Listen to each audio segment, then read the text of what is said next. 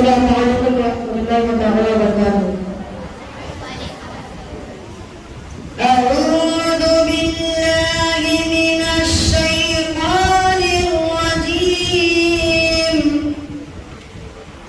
बिस्मिल्लाहिर रहमानिर रहीम। वद्दुहा वल्लैलि इज़ा सजा। मा वद्दअक रब्बुक वमा क़ला। वललआखिरतु खैरुन लक मिनल ऊला। वलसौफ यु'तीक रब्बुक फतर्दा। अलम यजिदक यतीमन फआवा ववजदक ضالا فهدى। ووجدك عائلا فأغنى। فأما اليتيم فلا تقهر. وأما السائل فلا تنهر. وأما بنعمة ربك فحدث. صدق الله العظيم. अस्सलामु अलैकुम।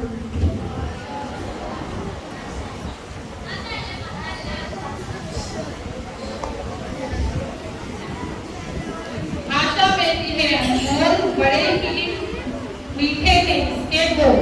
भाषा बेटी है सीधी सादी, लिखो इसी तो इसे तो कहीं मात्रा कहीं बिंदी। आप जैनब आपके सामने आ रही है एक हिंदी दिवस के बारे में जानकारी देने के लिए।